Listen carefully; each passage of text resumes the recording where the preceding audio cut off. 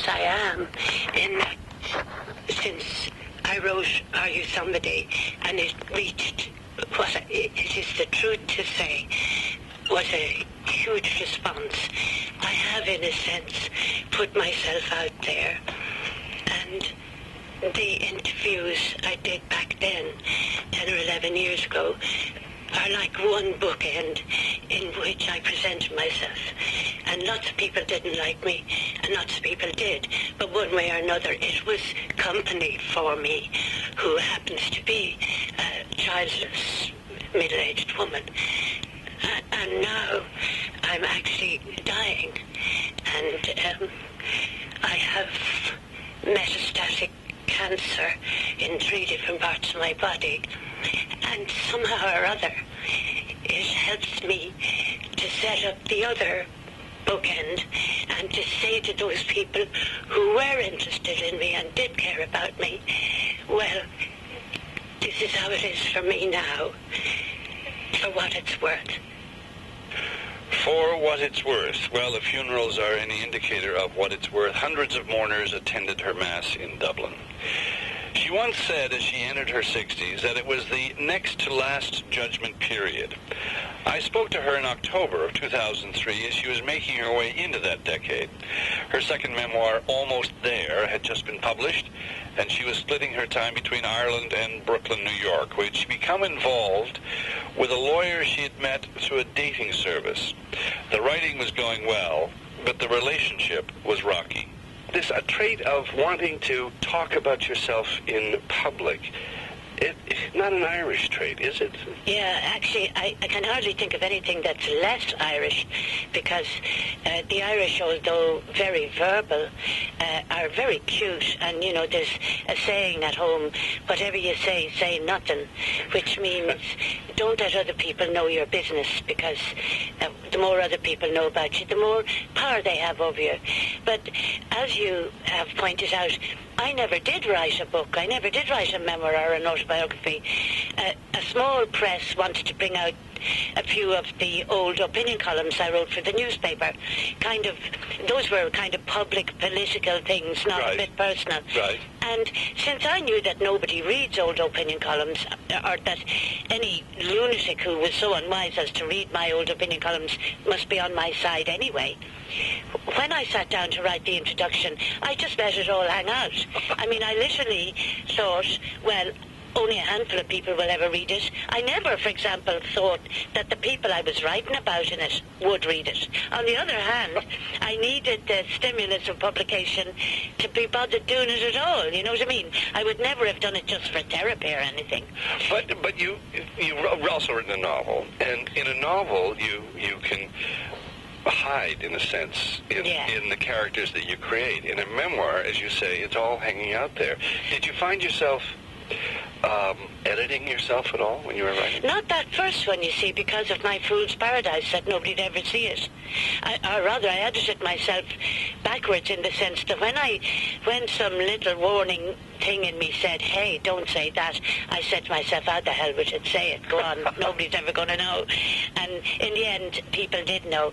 But the novel, although it seems to be fictional and is a made-up story, to me is far more revealing of me than either of the memoirs. The stories you choose to tell, and the characters you choose to invent, and the little sideways details you put in, seem to me to be much more expressive of the real self than the kind of edited, formal, full frontal confessions of a memoir. And may I say, Michael, about this new book, Almost There, that there's obviously a special problem about a second go at memoir, in that the reader's highly resistant. Or certainly I am. If I see somebody writing a second memoir, I think, like, who does this person think they are? You know, there she goes again. Yeah, do they think we're never going to get enough of her, or what? The title is Almost There. The question is, almost where? Well, you know, when I finished it, I thought that maybe I had come into safe harbor in a way, that I was finding an unexpected golden pond. How close are you to finding it, do you think, now that you're moving I'm into further away, my heavens. Is that right? Oh, I'm as far away as I've ever been. I have described as Circle. All my good luck started happening to me in my late 50s. An amazing series of fortunate things happened to me. I got a little bit of celebrity. I began to matter in Ireland. I earned money. I travelled. I met new people, etc., etc. But now I have ended up this day, as I speak to you, almost as bereft as in the first place. But haven't you found your place in Brooklyn and with John and his daughter? And... No. No? No. You say that middle age is the least talked about of all the seasons of life, yet the most exacting. Why is that? How do you find that? It's very interesting, middle age. Very, much more interesting than I thought it was going to be. It always sounded very dull, very grey and beige. But what it turned out to be was extremely turbulent. Yeah. For one thing, your body kicks up almost like it did in adolescence, I found it became very predictable, veering between being, more passionate than ever and then beginning to learn a kind of dryness that I presume is a forerunner of old age. Yeah. Your heart is very turbulent. And the passion of middle age? How is it different from... Oh, well, because there's such poignancy to it, Yeah. Not the exact fear that it'll be the last, that the other person will be the last other person, but that it'll be the last time you yourself will rise to the challenge of attraction and love. And I look around at my coevals, and a whole lot of them have given in, or they've been defeated. Uh-huh. And they're bored, or they're nervous, or something has happened, and they've begun to withdraw from the rough and tumble of life. And then there's others, and they're in there still, up to their necks in life. That's interesting, the idea. You don't feel grown up. No. You don't feel like an adult. You don't feel... I always thought there was some point in one's life where the day before you were a child and the day after you were a grown-up. And it hasn't happened that way. No. And you can't convince yourself, even if you're standing in front of a mirror, looking at grooves and lines and gouges in your face, you can't believe that other people think, that you're middle-aged, because your heart just doesn't stay in pace with your skin. There's a phrase that jumped out, many phrases jumped out at me from the pages of the book, but one in particular, and that was the phrase, the narrowing of the tunnel of time. What do you think about when you think about death? Your own death? I feel much better able for my own than for the deaths of people I love. I mean, only I'll have to bear it, sort of thing. But there's one particularly beloved sister, and I don't know what we do. I don't know what any of us are going to do if something happens to her. Or even my little dog is the first dog of my life. Mm-hmm. Now I think she's 9. I can't have her for all that much longer. But I don't know how I'm going to... I know, of course, I'm going to bear it, but I don't know how. Even my cat, I don't know how I'm going to bear it. So it's the loss of others. Yeah, you said it depends on who goes first or who else is around. For myself, I can... That's okay, that's okay about dying. That's okay. I think life prepares you for dying with numerous small alienations and disappointments. I have often noticed in old people that at heart they're ready to go. But you and I grew up in a tradition where if you ate meat on Fridays, you were going to hell, or if you did certain things with certain people, you were going to hell, and the idea of heaven and the afterlife and all of that. And that tends to mark one in a particular way. And I'm wondering if that impinges on your view of death or your thoughts of death. Well, it never ceases to amaze me how few images an entire Catholic upbringing left. I mean, I have no plausible image of heaven or of hell, but I do pray a lot. Just, those anxious prayers, or else those prayers of gratitude. And I think maybe towards the end, prayer will come back.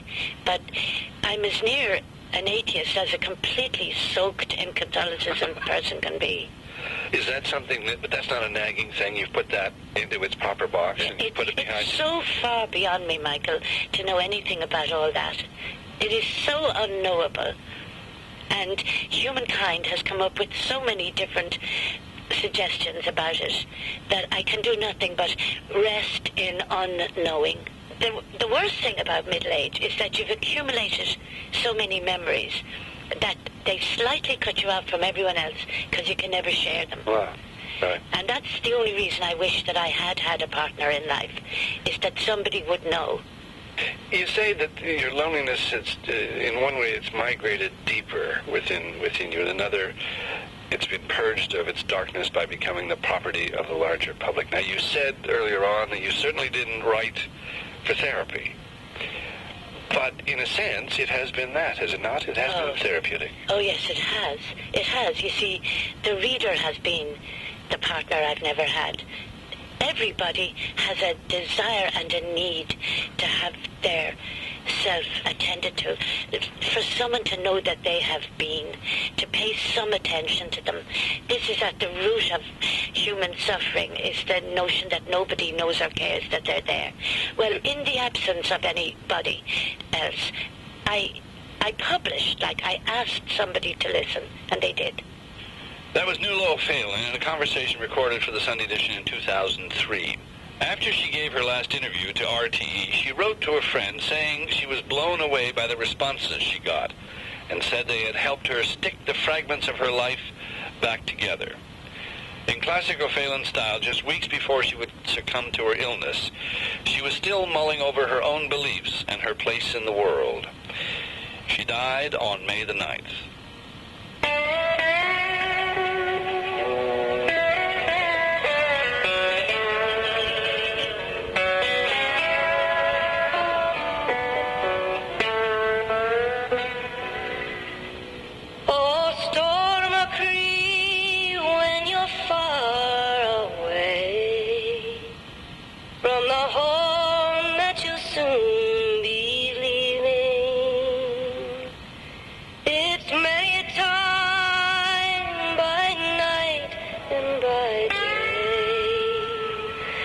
Your heart will be sorely grieving, for the stranger's land may be bright and fair, and rich in its treasures golden.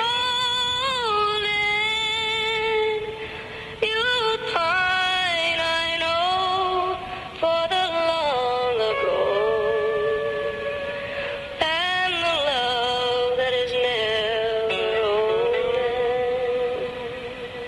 Oh, storm or creek,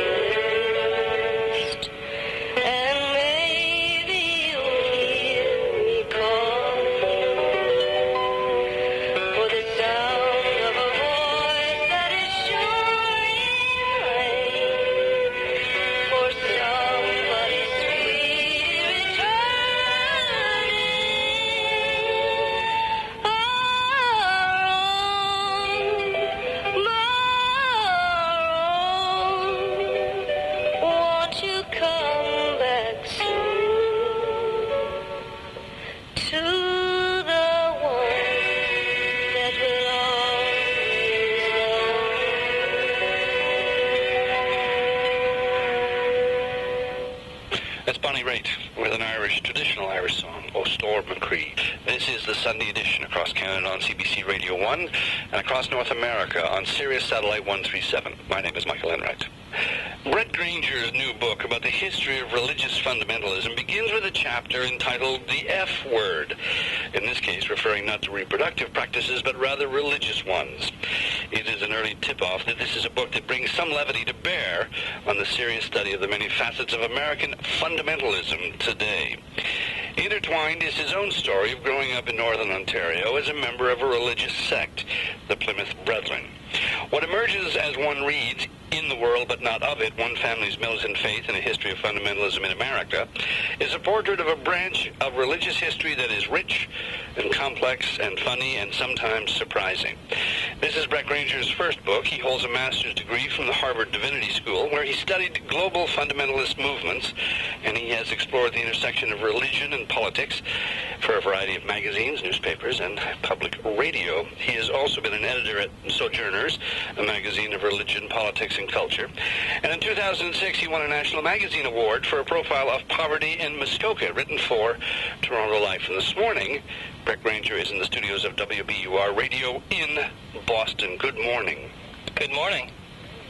When most of us talk about 9/11, we're thinking of 2001, but in 9/11, 1988, something happened in your hometown of Huntsville. Your grandparents sat in their living room waiting for something. What were they waiting for? They were waiting for the rapture. I assume most of your listeners know what the rapture is, but for those who don't, the rapture is the idea that Jesus Christ will return in secret and rapture or spiritually abduct all of the true believers to heaven. And this will be followed by 7 years of a lot of bad stuff basically happening, the Antichrist and wars and rumors of wars, and then at the end of that, Jesus will come back in a very public way with a big stick, as it were, and round up all the evildoers and bring history to a close, essentially. This is under the umbrella term of end times, is it? Yeah, exactly. What is the tribulation? Does that follow upon the rapture, or is it's really sophisticated, the theology. After the rapture, there will be a 7-year tribulation period, and at the end of that tribulation period, that's when Jesus comes back for his second coming, and that's when we'll have all the major events like the Battle of Armageddon, the sort of rounding up of the separation of the sheep from the goats, and everyone will be judged before the great white throne. So your grandparents rather, are sitting quietly in this living room, and they're simply waiting. How long did they wait? What happened in that room? They spent the better part of the day in their living room. It was a Sunday, so ordinarily they would have been going off to church, but on this particular Sunday they'd been asked not to come.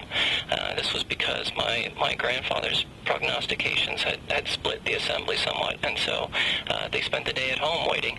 But they got dressed up just as they would have if they were going to church, and they passed the time as they could.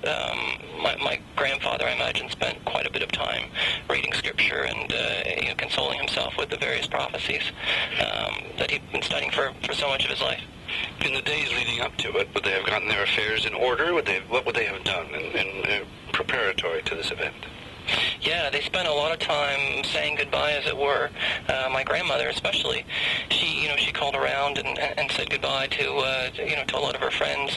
She called up my mother at one point and told her that we were welcome to the ginger cookies in the freezer and to the homemade preserves she'd stocked away.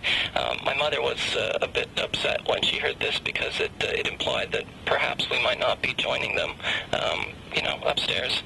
And when Sunday turned into Monday without anything untoward happening, what was the reaction of your grandparents? It's amazing. I think for my grandfather, it didn't affect his faith so much as one might expect. There's a long tradition in fundamentalist communities of turning failure, as it were, into success. So there's any number of ways that you can make sense of a failed prophecy. You can blame it on your own mathematical error or whatever. In his case, I think he simply reverted back to the typical, Brethren stance, which was that, maybe one shouldn't set dates for this kind of thing. It'd be safer just to wait on God's good time. Now, they and you and your family in a small town in northern middle Ontario, I guess in Muskoka, were members of the Plymouth Brethren. Tell me about this group of people. Is it fair or unfair to call it a sect? Yeah, I mean, it's pretty... In all my years of doing on-stage interviews, nothing compares to the reaction to Nuala Whalen 5 years ago. The overflow audience in the large auditorium in the Victoria Writers' Festival gave her a standing ovation before the interview, before she said a word, just when she walked out onto the stage. And last fall, I was an audience at her completely sold-out event at the Vancouver Writers and Readers Festival. She was there on an exchange to talk about her impressions of Vancouver. I spoke to her the next morning, and she was as warm and engaged as ever, on her way to New York to cover the American presidential campaign. So it came as a shock, as these things do, to learn just a couple of months ago that she had metastasized lung cancer. She did an interview on Irish radio, and she was as fierce as ever, and deeply troubled that her life was over. At that point, after some radiation, she decided against chemotherapy because the imminence of death had destroyed the pleasures of life. She spent the remaining time traveling with family and friends. She died last weekend, 68 years old. When Nuala Whalen's first book was published in 1996, word of mouth was so intense that I kept hearing about it wherever I went. What was so striking about that memoir, Are You Somebody?, was its naked honesty. It was written with a kind of candor, bluntness, even vulnerability that touched readers to the core. Here was a coming-of-age story, set in Dublin, about a woman who'd had all sorts of success as a journalist and television producer, but who, in her early 50s, finds herself full of doubt, alone and lonely. And of course, it was also a story about her parents, her lovers, and her Irishness. Nuala Whalen was born in 1940, the second of 9 children, and grew up in County Dublin. She won scholarships to University College Dublin and to Oxford. Then she worked as a television producer for the BBC and for Irish television. For many years, she wrote a popular column for the Irish Times. In 1996, when an editor suggested putting together a collection of these pieces, she offered to write an introduction. That famously became Are You Somebody?, the accidental memoir of a Dublin woman. The book had enormous success both in Ireland and in America. Whalen took a leave from the Irish Times and wrote her first novel, My Dream of You.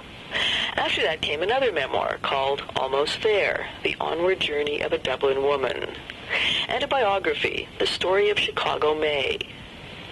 Nuala Whalen divided her time between her home in County Clare in the west of Ireland and New York. I spoke to her on stage in 2003 at the Literary Arts Festival in Victoria. Whalen was as outspoken as I expected, but she was even funnier, with a deadpan delivery, like a stand-up comic. I'd like to begin with the title of your first memoir, Are You Somebody?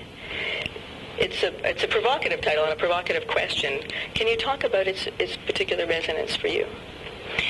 Yeah, well, about 12 years ago, when I was much younger and thinner, I briefly presented a books program on Irish television that nobody ever watched because it was on terribly late at night. They watched steadily until the books program, and then my impression was that the entire nation jumped for the remote control to turn the books program off. So they glimpsed me, but they didn't know who I was. So I had a kind of twilight celebrity that for a couple of years, say I was in a pub at night and there was a few women having a few drinks, after a while they'd nudge one of them and send one of them over, and she'd wobble over to me and she'd say to me, "Come here, you, are you somebody?"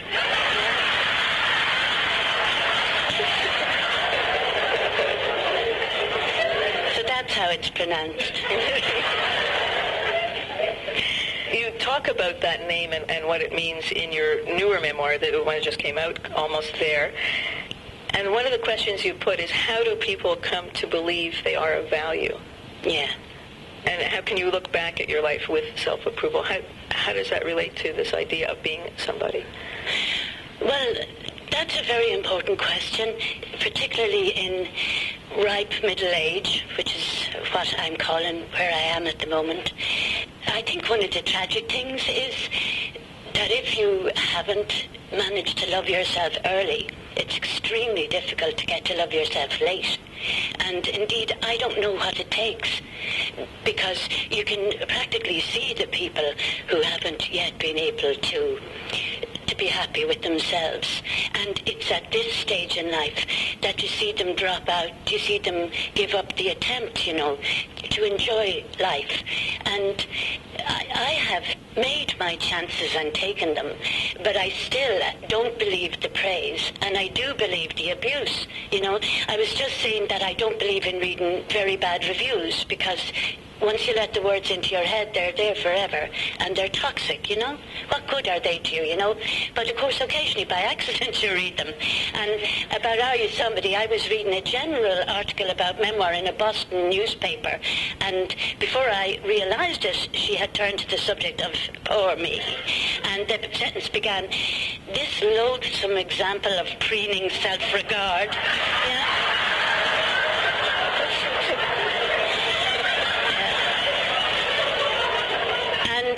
The point is not just that where did she have to go from there? She had nowhere to go, but that in a way my heart leapt up, you know what I mean? At last somebody unmasking me, So the business of this tedious dance with yourself, seems not to end. I don't know how it ends. This is one of the reasons I'm not going to mind at all if I am lucky enough to live another 10 or 20 or 25 years. I'm hoping that at some point peace kicks in, and that you think, the hell with it,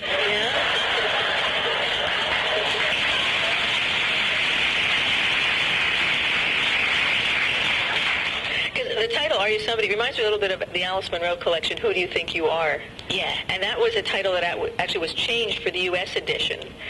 But I think Canadians know what that means. Does it strike a chord with you? Who do you think you are? Oh, yeah. The nuns. I do talk about how the nuns disliked it. Well, every adult disliked it when I was small. If you were a noisy kid, which of course I was, and they'd say, Miss Notice Box. That's what you are, a notice box. And this thing called looking for notice was the worst thing you could possibly do, And now I'm living in Brooklyn, trying to come to terms with a spoiled middle-class American child who's urged to look for notice from the moment she wakes up to the moment she falls into an exhausted sleep, And I've got cultural problems.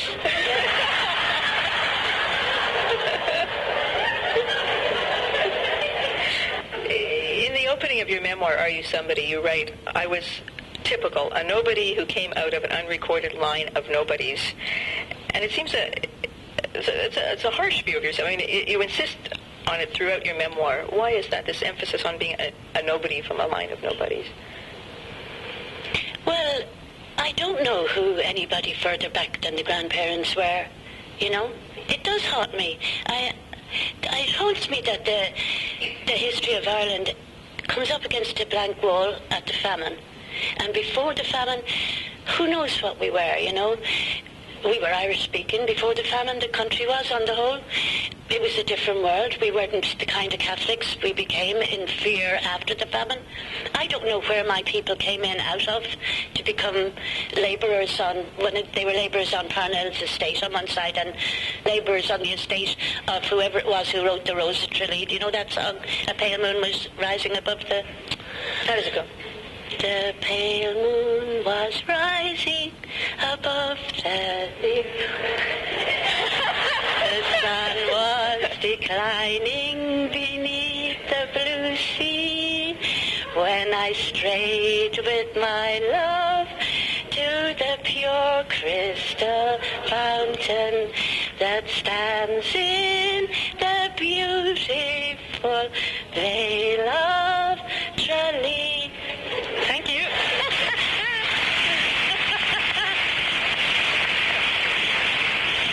Well, that's the first good I ever got out of that song. you. This notion of yourself as a nobody, in a way, it fits with the very candid and even apologetic tone that you adopt in your account of your own, as you put it, unregarded life, your divided life. This is, after all, an accidental memoir, according to the subtitle. An autobiography that you sneaked out as an introduction to a collection of columns. Why accidental, though?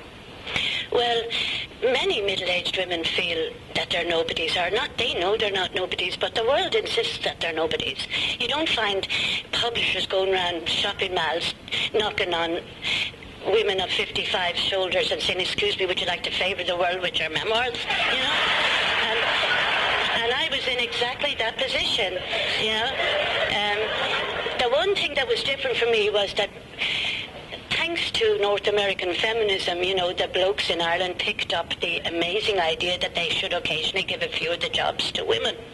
And so I had a job as an opinion columnist with the Irish Times newspaper. And that's a man's job, you know. You become an honorary man because you're writing about politics and economics, and on the one hand, on the other hand, blah, blah, blah, blah. And nobody was in the least bit interested in me as a human being, or what I thought, why I thought I had ever existed, or what I was like. Nobody was. But they were interested in the columns, in a way.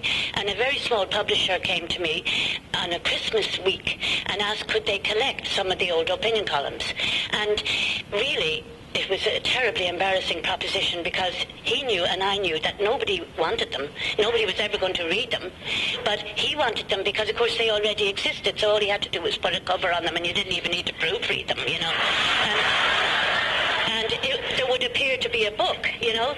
And ordinarily, I would have said, no, you know, even I can't sink that low, but it was Christmas week, and I was on my own for Christmas, and I know I'm supposed to be, and I'm on the whole impervious to these big triggers, but I have now spent 7 Christmases in a row alone, well, unless you count the dog and the cat. But anyway, because it was Christmas week, I knew that I was very alone, and so I said yes to this guy about collecting the old opinion columns, though I was afraid of the malice of Dublin, who'd say, who does she think she is? And I said to him, he was walking out of the cafe, I remember the moment distinctly, I said, I'll write an introduction to take the bare look off it, you know, so that there's something new, you know. And he said, that's great, when will you have the introduction? And I said, I'll have it in, when do you want it? He said, April. So of course by April I didn't answer the phone in case it was him looking for the introduction. And I found it very, very hard. I found it actually impossible to write an introduction in the first person singular. I could write the columns, I, this, I, that, because that was a fake persona, you know, who fake knew things about things. But when it came to telling the truth, I found it very difficult to break through into I. And, you know, I had all kinds of theories that if I was an American, I'd be able to write in the first person singular because I think I was somebody. But that you didn't crawl to the age of 55 in Ireland by thinking you're somebody, you know. You get there sideways.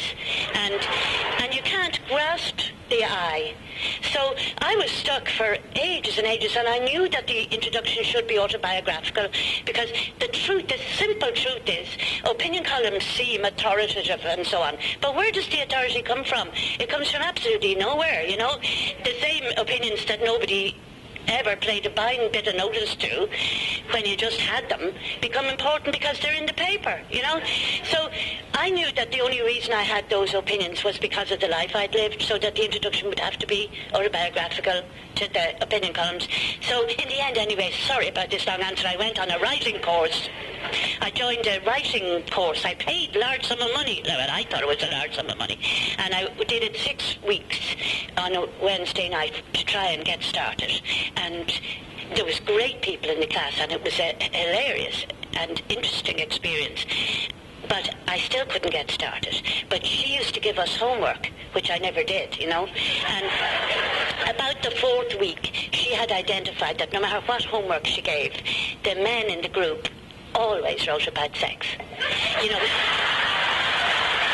if it was a storm at sea,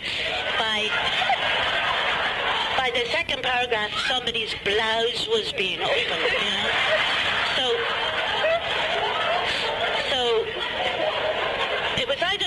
or the 5th week that she said, right, just come back next week, she said, and everyone's to have written 2,000 words about something that happened in a bathroom.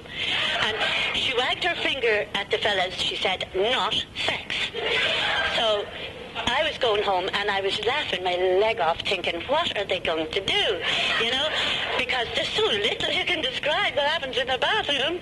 2,000 words and all, and I went in home laughing. Now that's the point, that the laughing broke down the fear that I didn't even know I had. I sat down at the laptop that I had to write my opinion column with, and I thought, my mother died in the bathroom. Lots of people must die in bathrooms, particularly poor people, because you can lock the door.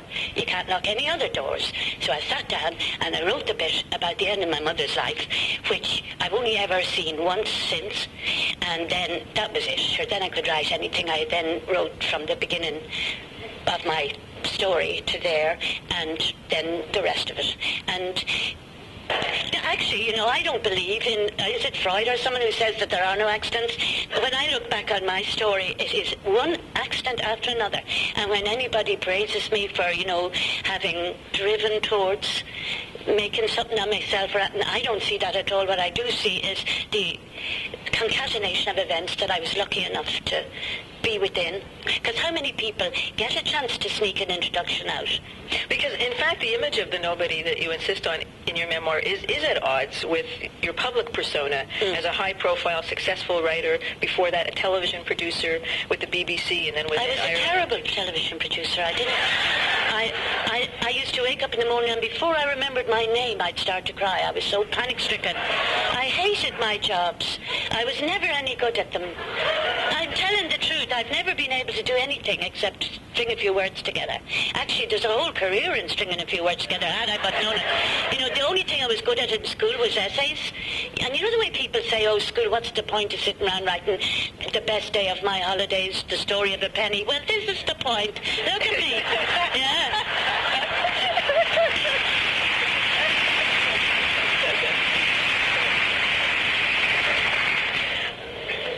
I want to talk about that insecurity in these high-powered roles, because do you think it was the nature of the work, if you'd had different jobs, you would have had less anxiety related to it? Or is it...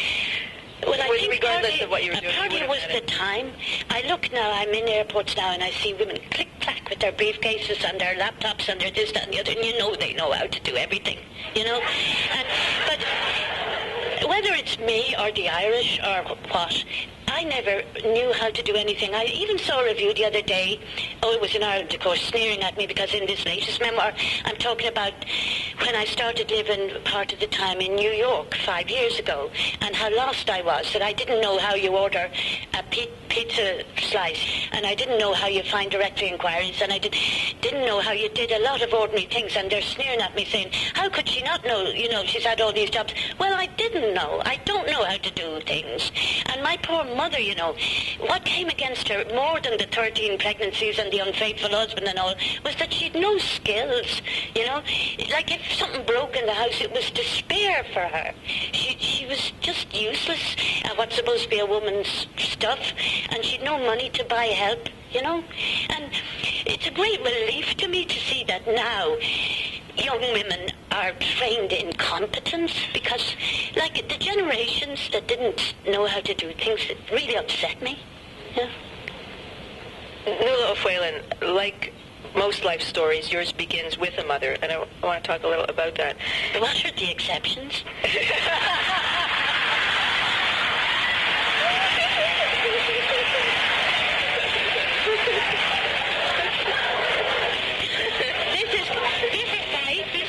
This is very healing for me, because it is, because I usually find it very hard to think about my mother or talk about my mother, because I'm both sorry for her and furiously angry at her. But if I could just laugh, you know, that would be a great help.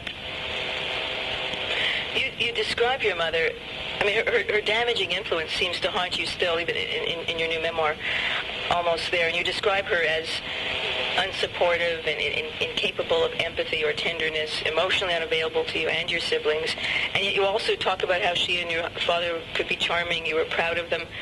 When you think of her now, what image comes to mind? Well, I think that she's having a last hurrah in my life at the moment, because a year ago I met this very nice man, and he's got a 9-year-old child. And you would think that, well, I was a very lucky person, you know. I never had a child. I had one miscarriage. I'm getting old. It's a wonderful thing, blah, blah, to have a child in your life, except that there's an actual child, yeah?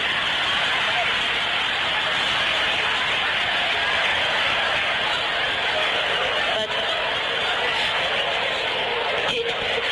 it is in my interest, and I passionately want to love this kid and her father, and I can't, and I just can't. And when I look at I had no idea that within me there was so much rage at a child coming ahead of me, you know, being more important than me, at me having to give in, you know, rightly.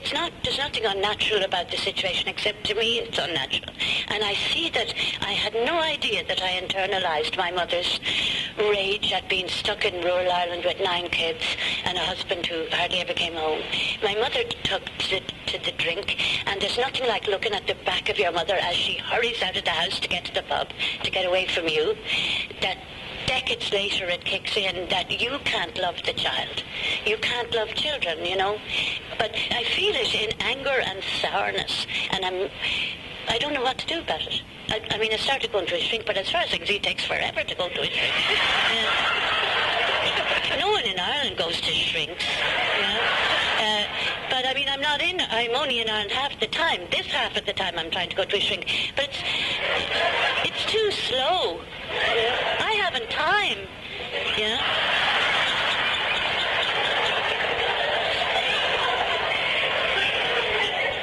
Your mother lived for reading, and it's a passion that you shared with her from a very young age. And it's also a trait you gave the mother in your novel, My Dream of You, where you describe a woman who trawled through novel after novel. What was your mother looking for in those books? Well, the main thing she was looking for was to get away from us and her own situation. I remember the house went on fire, and she went back for her book, and somebody said, "Where's the baby?" And somebody else said, "I don't think her, what baby?" You know? But you can read as escapism, and I certainly did for years. The thing about, I described at the beginning of Almost There the person I was when I did get that chance to write the introduction, and I used to open my bottle of wine at 6 p.m. on the dot, and the reason I'd know it was the dot was the Angelus, you know, and start reading. And that's what I did every evening. I had my little dog, I had my fire of turf briquettes, I had my book, and I had my wine. And the problem with this is that people talk of it as if it's a problem, the solitary spinster drinker. But far from being a problem, it's lovely. Yeah?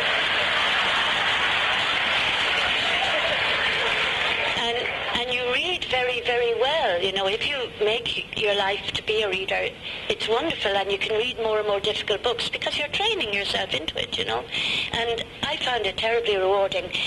But I knew, like, that, see, I have a great respect for what human beings do, and what human beings on the whole choose to do is to find one other person, and with that one other person to make something, and a lot of them then have children, and they make the thing called family. Now that's what most human beings have chosen to do, always and everywhere, and there must be something to it. That's why I'm trying to do it now. There must be a reason for it. There must be a reason why that's good for you, and sitting there with your wine and your book isn't good for you. Yeah. But I don't yet feel it, yeah? You say of your mother that she was nothing if not consistent, and her great virtue, if you could call it that, was an unsocialized, awkward authenticity that she couldn't compromise. How would you describe that authenticity? In what way? Well, she never pretended. She couldn't pretend. You know, the way... And this meant that when she was charming, she was powerfully charming, because she wasn't trying to charm. She didn't even know you were supposed to try to charm. But when she was happy and well, you know, she was just charming. She was very childlike. She herself had had a rotten childhood with a furious little mother who scurried around the place clipping people on the ear and saying, "Put that book down, go help your blah blah, fresh air, blah blah," you know. You know, and who knows what that woman's mother was like. I certainly think that the history of Ireland, the huge families, the poverty, the woman hatred and child hatred that comes from the combination of poverty and large families, I think it has yet to be healed, you know. And one way of healing it is emigration. And there are hardly any cases I meet of Irish, particularly girls and women out of Ireland, that I think that they should go home. I don't think they should go home. I think they should stay in better places. And I think my mother would have been saved by emigration. But who knows, you know, there were alcoholics in every generation in the family. You say that you learned passion from your mother. Was that a good thing? Well, I don't know. I had no option, you know. I don't even know whether it's physical or psychological, but she certainly dinned it into my head that the thing to live for is passionate love, and that everything else is totally, totally boring and uninteresting.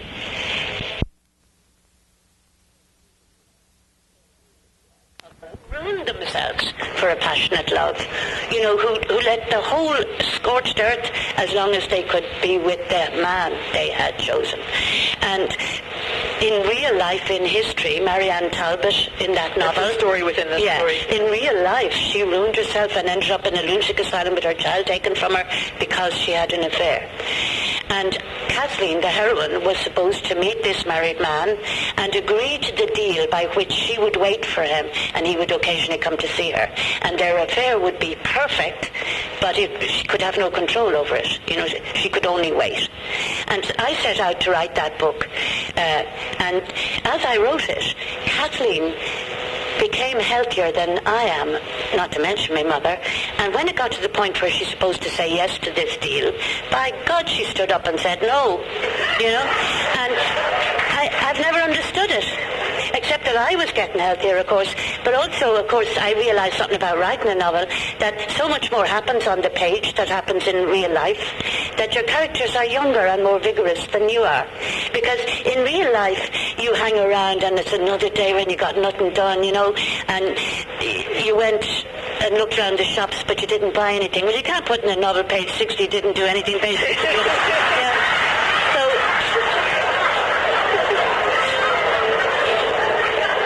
Your character, my character, became more lively than I was. I actually, as I was writing, was up to my neck in a stupid, passionate relationship. But Kathleen said no. Because you talk about the source of that in almost there, yeah. But one of the things that surprised me is you've said somewhere that that novel, My Dream of You, is actually more autobiographical than your memoir. Well, I think so, yeah. Why? Well, I just think the fragmentariness of it, the way it hops from one thing to another. You know, a memoir gives a fraudulent impression of control and calm, you know. I'm not a bit like that. The novel goes from one thing... Yeah, I'm only telling you that the novel seems to me to be more truthful than the memoir, than either of the memoirs. It's like the photo of me on the thing. I was saying this to somebody. There's a photo of me that they got a person who takes photos of models and all. They had a hairdresser person, they had makeup, and they made me sit like that, looking like that. And I look really wise, you know? And when I saw it, I said to the publisher, you know, that is misrepresentation. I said, not only do I not look like that, but I'm not like that. I'm not wise. And she said, I know you're not. You're not like that, but the person who wrote the book's like that.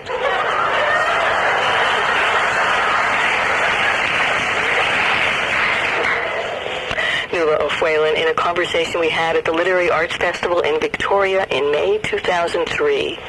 She died on May 9th. She was 68. You're listening to Writers and Company on CBC Radio 1 and on Sirius Satellite Radio 137. I'm Eleanor Wachtel. And now back to my conversation with Nuala O'Whalan. Your father was equally unavailable to you as your mother in his way, and he was a well-known journalist under the name Terry O'Sullivan. He traveled around the country as Ireland's first social diarist. As you say, he was a philanderer. He neglected your mother. He neglected his children. And as you put it in Are You Somebody, he dumbly refused the ordinary effort of being a father. Yet you say your feelings about him were and still are contradictory. How so? Well, the same as her, you know. I loved him. It was very valuable. If he paid any attention at all, it was wonderful. He was funny and brilliant and charming. He treated us all as if he'd just met us at a cocktail party and he was going to, you know, he did his stuff. And they both meant to be better. actually, I think my mother went to her grave not knowing that she had in any way failed as a mother, actually. But I think my father knew that he made the choice not to save the sinking ship. He saved what he could in the sense that if there was no money for anything, he'd still get his clothes cleaned because he had to. He had to go out and earn, you know, and he did, and he was impeccable and so on. But, I mean, how am I supposed to come to some neat sum about them? They would have been less destructive if they hadn't been charming, but they were charming. But now... less destructive if they hadn't been charming. Yeah, if they'd been dull. You know, but the fact of the matter is that you wanted to please them. But even though they're dead so long ago, the way to please them is to be chaotic or an alcoholic or something. Like Seville, one of my brothers killed himself, another is dying of alcoholism. One of my sisters is bitterly unhappy, and she sent for me recently and she said, how dare you turn into daddy and leave me there being mammy? Yeah? You write that your father had an intemperate love for the fabric of Ireland, and I reap the harvest he sowed for me in that as in other things. Tell me about that, about being your father's daughter. Well, that was the very best of him, you know. Lucky fella, he had a job called On the Road with Terry O'Sullivan. That was his fake name, Terry O'Sullivan. And it meant that his driver called for him on a Monday. Bye-bye, he'd say to all our miserable little problems. And off he'd go, and he wouldn't come back till Friday, and he'd have been swanning around the country. A perfect cover for all his women and girls. And greeted wherever he went as if he was God Almighty, you know. People rushing forward with a glass of paddy for him, with a bit of salmon, a few oysters, living in hotels and so on, occasionally scribbling a note.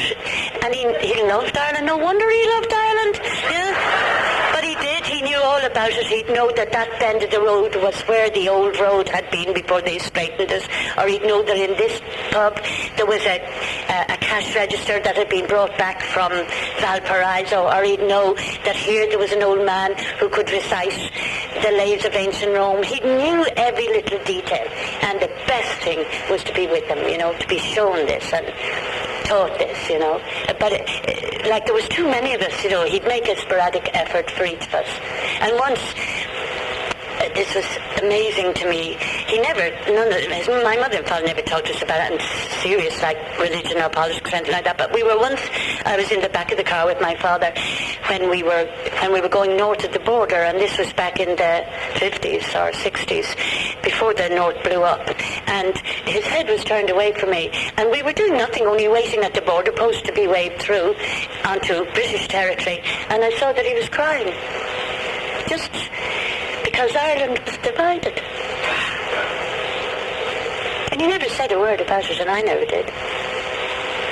But you talk about it inheriting his love of Ireland, although it's not the Ireland it really is, it's just... No, it is the Ireland that really is. It is. Yeah, but you love the detail of Ireland while at the same time thinking, what a miserable, hypocritical, woman-hating little country, you know? I mean, in other words, it's a country that you want to change and that drives you nuts, but you can still love it, you know? But one of the things that you had, I mean, there was the world of books, whether it was escapist or enriching, but also you developed what you describe as a lifelong habit of observation. And I'd like you to read something from Are You Somebody? Okay, well, I hope this is going to be light relief. It is only in looking back that I detach a narrative about my parents from all the rest. I didn't know much about them, though down on the floor of the ocean where I lived in my child world, I could sense disturbances up above on the surface of the water. We used to rock for hours at night, 2 children to a bed, one at the bottom, one at the top, arms crossed, rocking and rocking. Nor was I living just in this world. I had another world. In school, I ruined the nuns' Christmas tableau. I was the Archangel Gabriel, and I had to stand behind Joseph and Mary and the infant Jesus on a kitchen chair and look down on them piously and hold my arms strapped to great feather contraptions, my wings, over them. But I saw someone I knew in the audience, and I waved my wing at her. The nun was so angry that she broke the chair to hit me with a leg of it. Yet I walked home, leaving room between me and the verge of the road, as always, for my guardian angel. Then we went for a while to a different primary school. My mother sometimes didn't get up in the mornings and we had to go out empty-handed, though she would come down later on the bike she had learned to ride and pass a pudding bowl of potatoes and salad cream through the bars of the playground. But when we had lunches, we put them with everyone else's in a cupboard in the room. Sometimes we'd hear a chomping noise. Miss, the rat is in the cupboard. The teacher would swing the door open and hit the rat with the shovel she had for the stove. On the way home from that school for a long time, I climbed down into a quarry where a pool of water had collected, and there was a rusted barrel on its side in the water. If I lay down and looked along the surface of the water in the barrel at eye level, I would see lovely little fairies with straight partings in their blonde hair and pink ballet skirts. They were about the size of flies. I knew other places besides home. They sent me to Kerry, to the relations. There were pig hairs in the yellowy skin of the fatty boiled bacon the lady draped across the cabbage I had to eat. But on Saturday nights a Technicolor pudding was installed in the parlour under a white cloth. We got that after Sunday Mass. The North Dublin fields where we lived were silent and bleak, so it was like going to New York to be sent to my great-aunt in Athlone. She was the mistress of a tiny, hardly used pub, Egan's of Connaught Street. Mr. Egan kept a big hoinking pig in the slimy yard. Myself and Auntie Kit used to go around the public grass of the Battery on our hands and knees, collecting a certain weed for the bristly old thing with its watery eyes. I loved the streets of Athlone, the lights, the chip shop, Broderick's bakery a few doors away where a machine sliced the pans. I was even a small celebrity among the street's boys and girls, being thought to be from Dublin City. There was the big world, too, presenting us isolated children with puzzles. I went into a shop one day. The woman behind the counter was showing something, big photos, in a low-voiced, secret way to another woman bent over the counter. I glimpsed the photos. They were of desperate, bony fingers reaching out from under the wooden walls of huts, fingers like sticks. These were photos from the Holocaust. I saw gas ovens, piles of bones. That night our friends came across the field for us to go down the railway line and rob Williams's orchard as usual. But as we were going along, I told them about the evil in the world, and we all decided to repent. We went home and upended the kitchen chairs to kneel at and said a very long rosary. A year later, we were now living in a temporary cottage. The maid, who was never paid and never went out, fell to the floor and gave birth to a baby. It transpired that the butcher, when he called with the meat, had been having sex with her. The baby went to the maid's mother. My mother happened to call on that house a few weeks later. The baby was emaciated, immobile, sinking into death. Sure, who wants it, the grandmother said. It did die, as far as I know. Then it was 1953. We were again in a new school. We were assembled in the concert hall to listen to the coronation of Queen Elizabeth in Westminster Abbey on the convent radio. Always remember, girls, the nun said, that God Save the Queen is the most noble tune ever penned in 8 bars.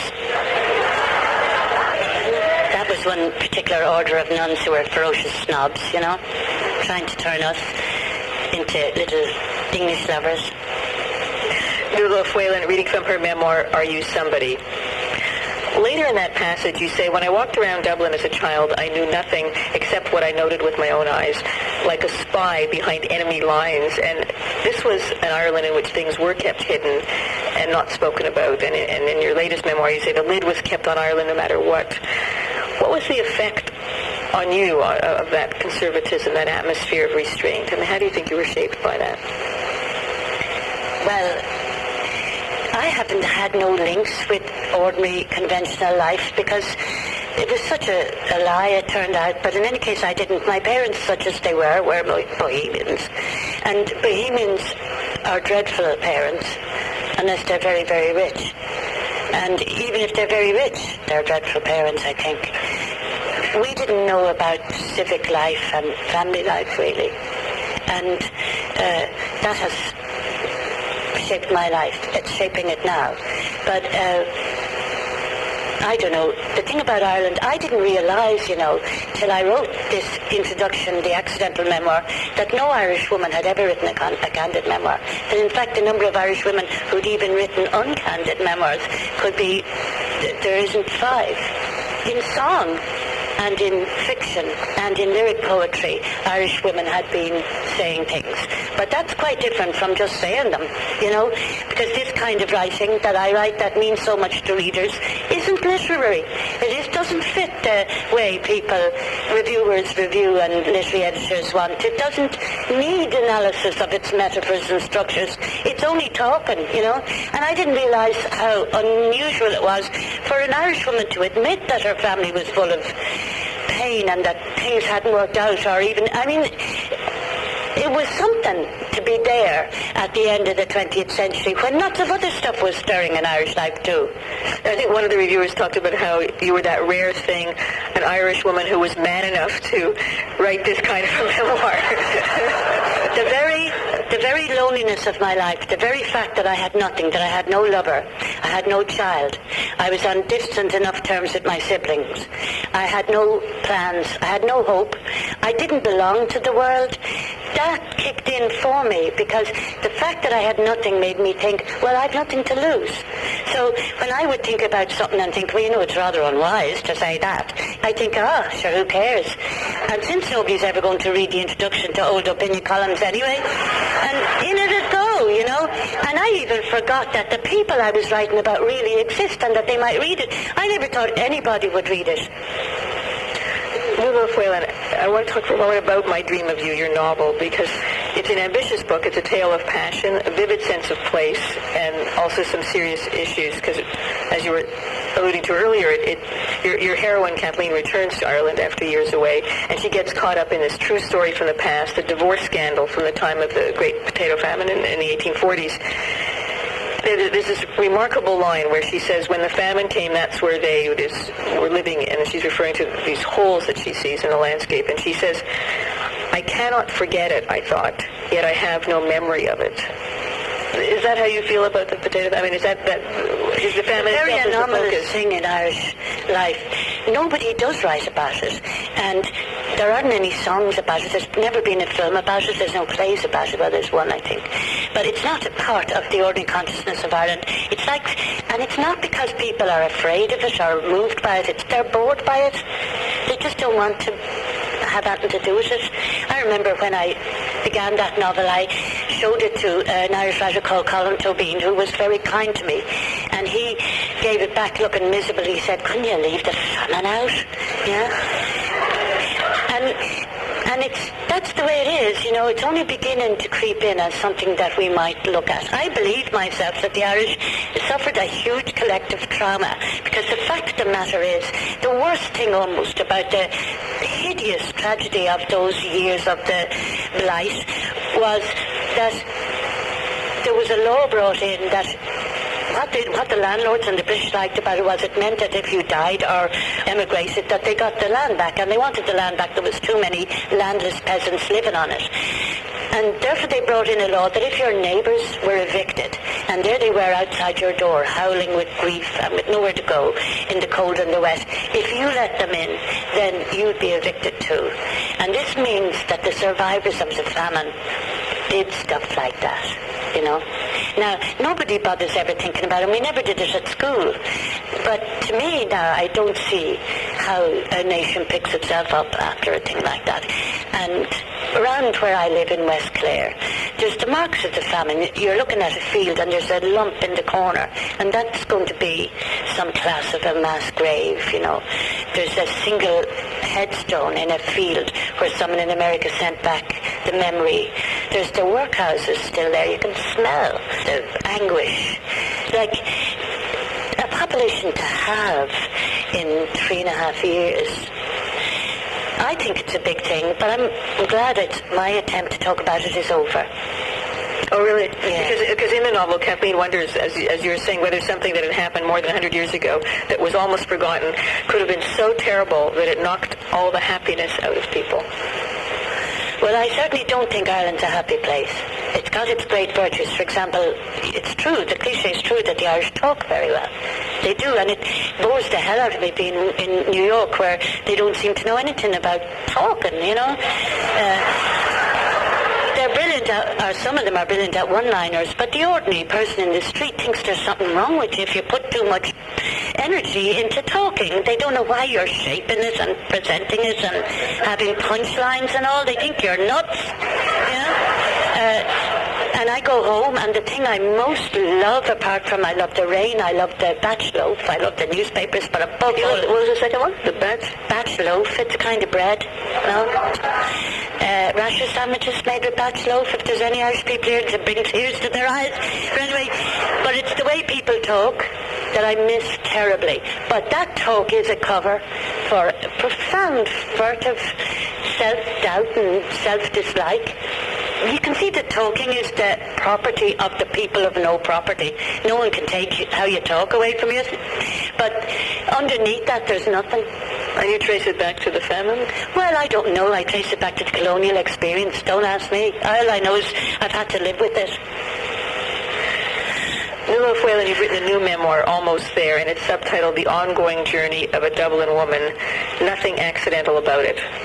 What did you set out to explore in this book? I set out to explore the last 6 years. I was a 55-year-old woman with, as I said, a whole list of nothings in my private life. By accident, I got a story about my life out the way anyone might. It found a place and made me friends and even lovers that I'd never seen and have never seen.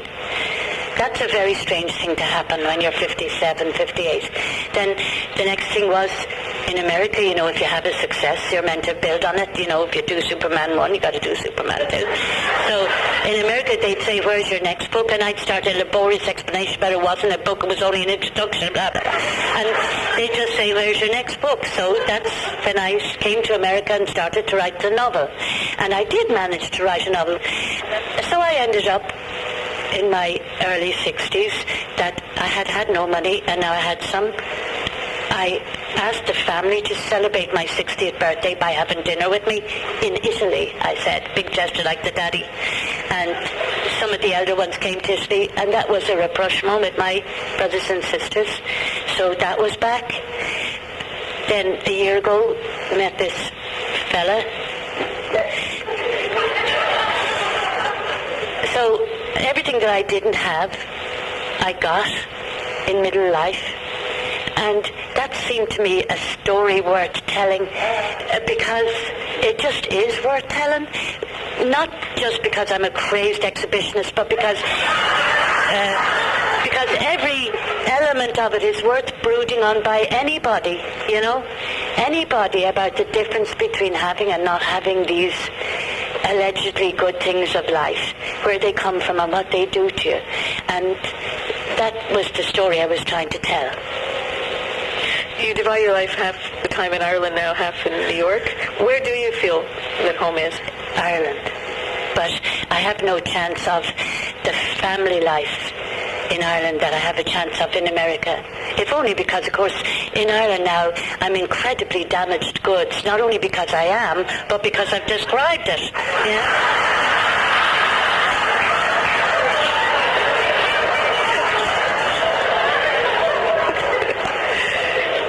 A total delight to have the chance to talk to you. Thank you so much. Thank you. Thanks.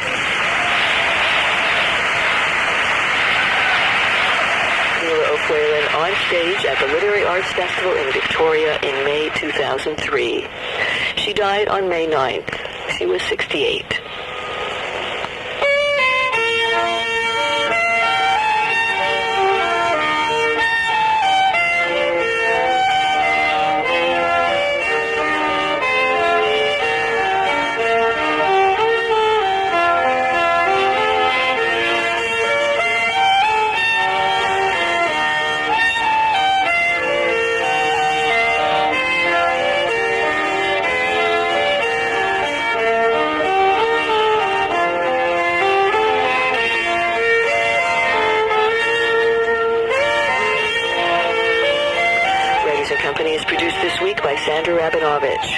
Mary Stinson is coordinating producer. Nancy McElveen is associate producer. Technical operations by Dave Burnham. You can also hear Writers and Company on Thursday evenings at 11 o'clock and on Real Audio on our website. Just go to cbc.ca/Writers and Company and click on the audio link. And the show is available as a podcast. We always like to hear from you. Please write to Writers and Company, CBC Radio, Box 500, Station A, Toronto M5W1E6. Our email address is writersandco@cbc.ca. And the telephone number is 416-205-6631. I'm Eleanor Wachtel. Next week from Britain via Iraq and Afghanistan, novelist and journalist James Meek. The author of the international bestseller, The People's Act of Love, has a new novel called We Are Now Beginning Our Descent. That's next week. I hope you'll join me.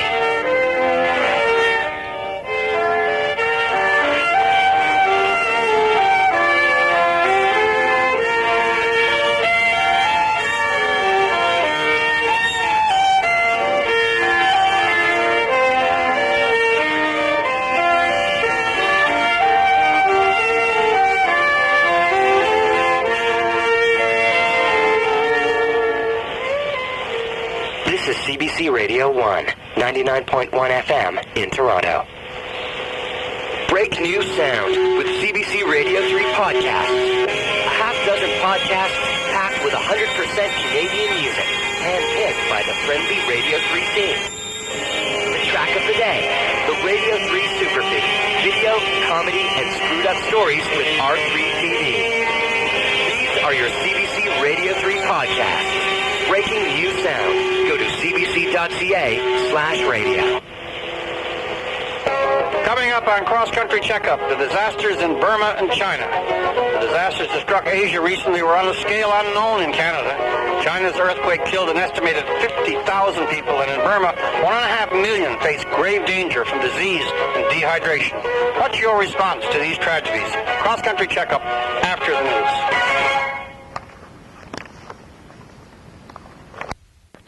Get them to act this way rather than that way. These are really interesting questions that bring together psychology, social theory, philosophy, and so on. Well, in terms of psychology, social theory, philosophy, and so on, I mean, I associate social change with concrete activism to a certain extent, doing things about issues. Is there a need for us to explore social change on an intellectual level too, Malcolm? Yes. Of course. Otherwise, people like Mark wouldn't be interested. We're our kind of mandate in this is we're starting from this question of how important awareness is. So how important is the kind of stage when you illuminate a topic for people, you bring it to the forefront of consciousness. And that's the kind of jumping off point for this discussion. How important is that? Or is that the first step in the process or the last step in the process? And jump off. How important is awareness? Well, I'm going to argue that it's not nearly as important as we think it is, and that it's the last step, not the first step.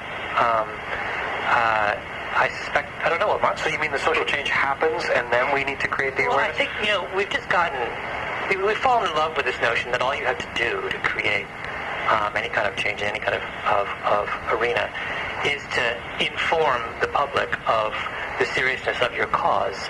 And have become a bit of a skeptic about the usefulness at the end of the day of that kind of information model of generating action. But I guess that the argument would be in a crowded media and attention world, if you don't inform the public about the seriousness of your cause, why does the public take up the cause and create a grassroots change? Well, or a better question would be, in a crowded media world, how on earth do you think adding one more voice to the cacophony is going to make a bit of a difference? I mean, that's another way of putting it. I'm not saying that isn't an important stage. I'm just saying, should it be the first stage or the last stage?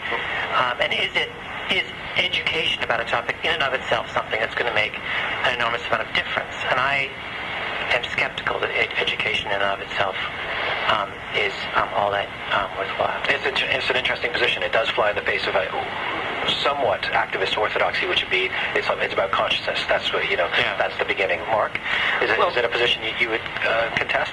I would in fact, substantially agree with Malcolm on certain important points, and maybe that's surprising to some people who think, well, here's the philosophy professor. He's going to be the guy who says, once you clarify the ideas and disseminate them, then everything follows from that. But I'm not that Hegelian. I think, on the contrary, I think the material conditions of especially economic power, but also social power, in large measure determine what forms of change are even possible or thinkable. So what do you do under those conditions? So this is a different dimension of the problem than the media crowdedness, which is a genuine problem. And what I'm going to argue is that there is a moment of potential revelation when individuals feel a sense of connection to a particular kind of issue. And it's that revelation that motivates change. So it's neither an idea in the philosophical sense, but nor is it just the material conditions. There's a kind of emotional connection that people can begin to feel. And if they don't, they won't change anything. But whether they feel it or not, back to the question of where awareness lies, is it, as Malcolm would say, the first step or the last step? I think this kind of connection that I'm talking about is the first step. But I don't think it's the same as what Malcolm meant by the idea, because I think we agree that in a large proportion of cases anyway, the ideology of a social movement is a kind of emergent property of things changing, as opposed to being fully formed first, disseminated, and then leveraging the change. I don't think that second model really holds. Mark, back to your notion of connection. Where do you think that the will to make social change happen actually comes from in people? Well, I'm going to argue, and I think this is an important argument, although it's a hard one to make convincingly. But I take heart from 18th century philosophers who made it convincingly, that all social change in the service of justice starts with empathetic connection between persons. And absent the connection of empathy, there's no such thing as ethics or politics. And so that's where I'm not, just a straightforward neo-Marxist who thinks that material conditions determine everything, because I think it's this emotional thing which is actually at the heart of all of our thinking about ourselves and others, and what we mean by community and society and so on. So this is the neglected part of people like Adam Smith, for example, whose economic theories have been have hijacked and disseminated unfairly. He was actually much more interested in what he called the moral sentiments, and that was about the empathetic connection between persons. The empathetic connection, I just want to make sure I understand what that means. I'm not sure I do. There needs to be personal connection, I understand, but I mean, if I, back to the 1980s and the early 90s, I didn't need to live in South Africa to oppose apartheid, right? No. To be part of that movement. No, and that is one of the difficulties with going down the empathy road are certain problems we've noticed with proximity and vividness in depiction. So if you are confronted with a picture of a starving child, you have one sort of response. If you're in front of a starving child actually on the same field or road, you have a different response.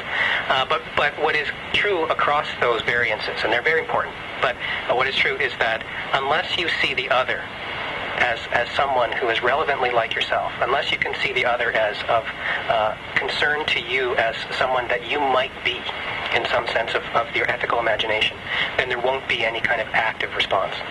And there are other wrinkles to this too, because sometimes people do things out of habituation, out of fear of punishment, and other kinds of ethical motivations. But what those philosophers like Smith wanted to isolate were the genuine ethical motivations that are distinct from these ones that have to do with habit and fear of punishment. Malcolm, where are you on this in terms of the direct relationship that one needs to have beyond simple knowledge to want to be part of making a social change? I think Mark is right. I mean, when I was in my first book, Tipping Point, when I was talking about the kinds of people who wield social power, connectors and these kinds of people, what was interesting to me about, and what to my mind was made them so uniquely powerful, the people who occupy these kind of specialized social roles, was their emotional connection to those in their social circle, that they were people who over the course of a long period of time had won the respect and admiration and trust of their friends. And what they were able to do when it came time to create social change was to kind of leverage that emotional connection. That I am willing to follow you because I have known you for 10 years, and over that period you have won me over. And I'm willing in a certain sense to place my preferences in your hands. And that's a process that I was arguing undergirds everything from what jeans we wear to really macro questions like who we vote for and what our stance is towards the environment, or any number of other things that are of real consequence. But I love the idea that Mark has of beginning this whole conversation with the emotional relationship between people, because I love nothing more than to bash bloggers.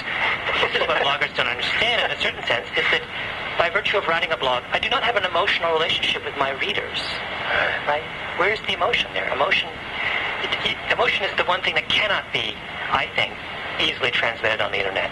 Emotion comes out of real face-to-face encounters that have emerged and grown over time. So I think it's really, really important to kind of stress that. I like this. I've got two thinkers in here, both arguing that intellectualism is not the root of any serious social change, but in fact emotions and our artistry, which is where I like to think of myself. We are making arguments to that effect. Right, of course. Intellectual argument. Mark is tenure. You can say whatever you want. That's right. Black is white. I mean, just to put it, I don't have too much longer with you guys, but just to put it in personal context, since we're talking about the personal. I mean, you guys both have interesting stories because you've emerged now as these internationally known thinkers, but you both went to U of T around the same time. Take me back briefly to that moment. I mean, were you Malcolm, were you an outraged activist on campus? Were you, how were you socially engaged then? Well, answer that question first, then I'll ask you where you're at now. Not even remotely. I was a minor bomb thrower of the most trivial nature at Trinity College. I was only interested in sort of scoring rhetorical debating points against my against my peers. I had no broader social consciousness. You weren't really an activist. Not even. No. And Mark? Yeah, I was. I mean, it was. This may be one reason we didn't know each other better at the time. Although we did have some friends, some mutual friends. I was. It was the early 1980s, and so disarmament, South African divestment. Those were, among the hot topics, and it's actually on the former. It's interesting to try to cast one's mind back to the belief that many of us had that nuclear Armageddon was a concrete possibility, which now is musty with age. But at the time, that was certainly something that motivated. So yeah, I spent a lot of time marching. So where I was going with this was you're now both in your 40s, although you look much younger. We all know, and you're established, you both have careers, you're doing well for yourselves.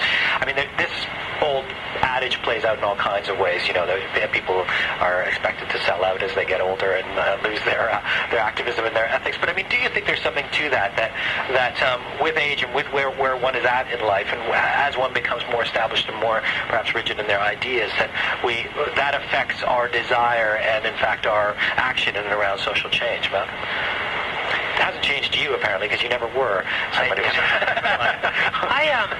I think the notion that youth are always in the vanguard of change is something that was hatched in the 1960s, and it was a misreading of situations. The reason youth were in the vanguard of change in the 1960s is not that youth are in the vanguard of change, but that there were a lot of youth in the 1960s. They had numbers, right? There's nothing uniquely...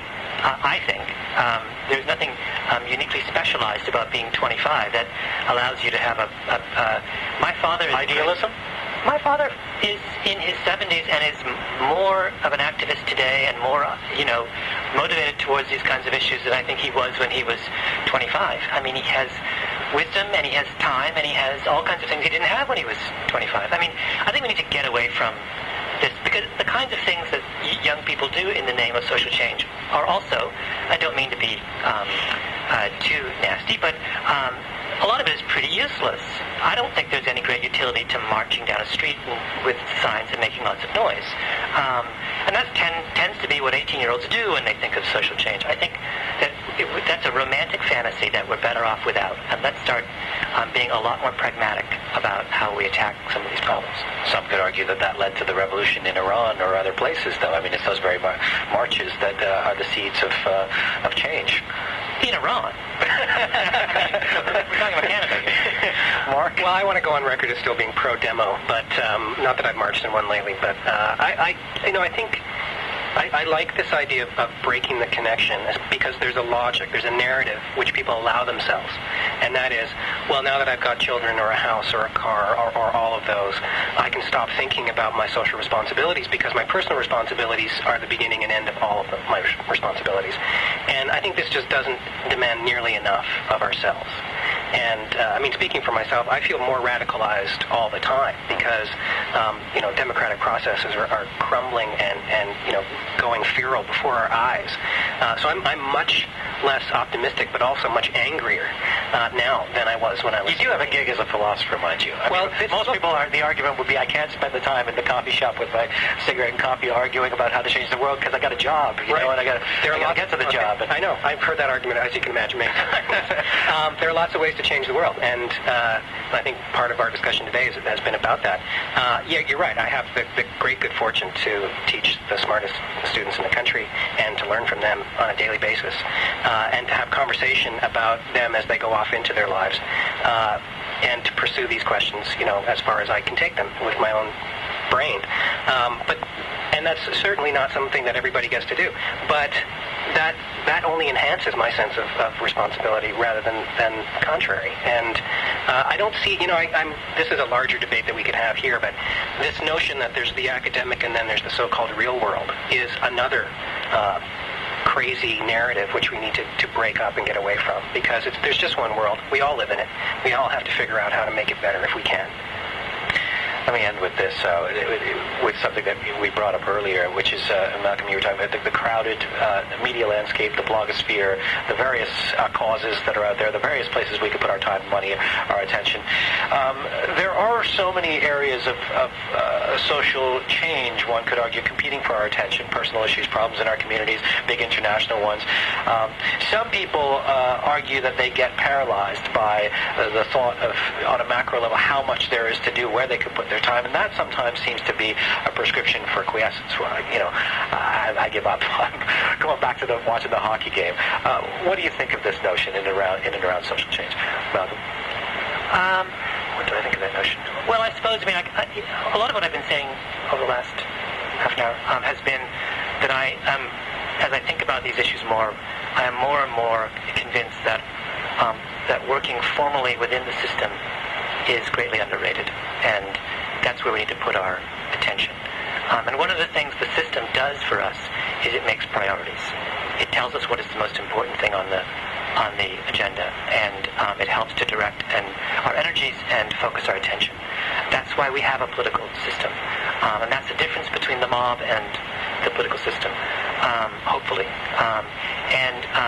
So it's a kind of, to me, that's one, I agree with everything you say, and I think it only emphasizes my belief that we need to go back to square one and remember why we created these political institutions in the first place, which was to deal with this very problem that is bedeviling us. Mark, last word to you. Well, I may have less faith in that system than Malcolm does, although I'm not sure, because I think we're probably equally skeptical. But if the alternative is the mob, obviously, yes. The other thing I guess I want to say, and I have said this many times, people's lives are made up of a lot of things. They're made up of narrative, they're made up of relation, but they're made up of choices on a daily basis. And everybody makes choices. You choose what to buy at the grocery store, you choose where to live. Every single choice you make has political significance, and every single choice you make should be assessed in that light. And when we are all doing that, then there's no specter of compassion fatigue, because nobody's asking you to change the world by yourself, only to change in the sense of reflect on this choice, that choice, before you make them. To be continued. Thanks to both of you. Thank you. Thank you. Pleasure. Mark Kingwell is the author of Concrete Reveries, published by Penguin. Malcolm Gladwell is the author of Blink and The Tipping Point, both available in paperback from Back Bay Books. Both Mark and Malcolm have been in Toronto to speak on the subject of social change at a sold-out event called Well at the University of Toronto. And Ideas will be broadcasting Malcolm and Mark's public talk about social change in the near future. We'll keep you posted. CBC Radio 1. Sirius 137 with your host Jian Gomeshi. All right,